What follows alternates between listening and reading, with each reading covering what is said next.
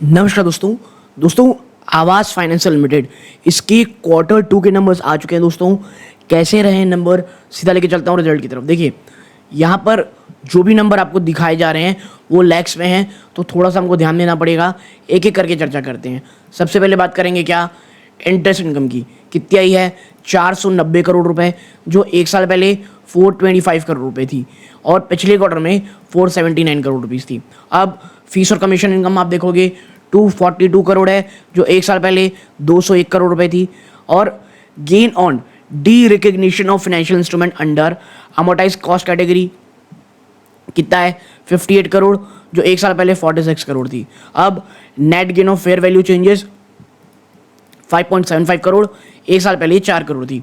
आप इन सबको जोड़ लेंगे तो आपको जो टोटल रेवेन्यू फ्रॉम ऑपरेशन आएगा 579.16 करोड़, जो एक साल पहले 496 करोड़ रुपीस था। और अदर इनकम को आप जोड़ लेंगे इसमें तो टोटल इनकम आपकी निकल के आएगी 580 करोड़ रुपए, जो एक साल पहले 497 करोड़ रुपीस था और पिछले क्वार्टर में 425 करोड़ था। तो आपको ईयर ऑन ईयर यहाँ पे आपको दिख रहा होगा कि अप्रॉक्सीमेटली आप कह सकते हैं 15% के आसपास का जंप देखने को मिल रहा है और क्वार्टर ऑन क्वार्टर में भी जंप है। तो on revenue front, purely revenue front आप देखोगे तो इनकम में आपको एक जंप देखने को मिल रहा है।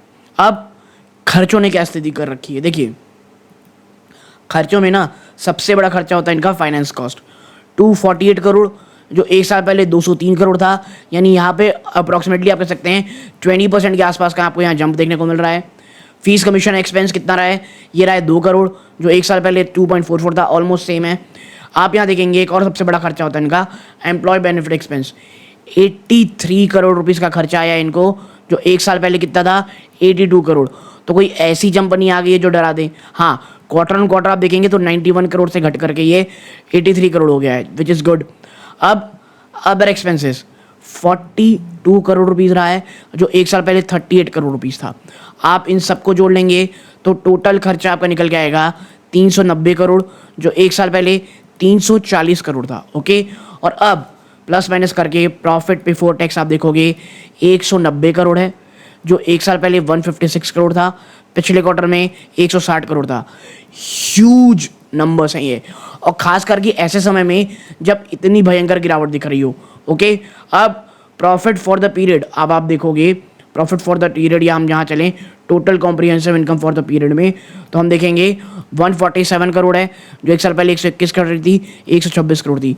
आपकी EPS जो 15 रुपये 38 पैसा थी और पिछले क्वार्टर में 15 रुपीज़ 92 पैसा थी, इन दोनों से ही ये 18 रुपीज़ 67 पैसा आ गई है। याद रखिएगा 10 रुपये की फेयर वैल्यू के ये स्टॉक है। ओके, और अगर हम नीचे चलें और कुछ चीज़ों को देखें, क्या यहाँ पे कुछ अन्य चीज़ों पे नज़र डालना चाहिए, तो ऐसा तो हमें कुछ नहीं दिखता कि जो बहुत ही ज़्यादा आप कह सकते हैं ख़राब हो या हम जानकारी का। तो मैं ये ज़रूर करूँगा, प्राइमा फेसी अगर आप देखोगे तो नंबर्स आपको यहाँ पे अच्छे होते हुए ही दिखाई दे रहे हैं दोस्तों। ओके, ये कंपनी का टोटल डेट इक्विटी रेशियो और तमाम चीज़ों की यहाँ चर्चा की गई है, लेकिन मुझे लगता है जो भी ज़रूरी था वो हमने देख लिया और प्राइमा फेसी ये नंबर्स मुझे अच्छे लग रहे हैं।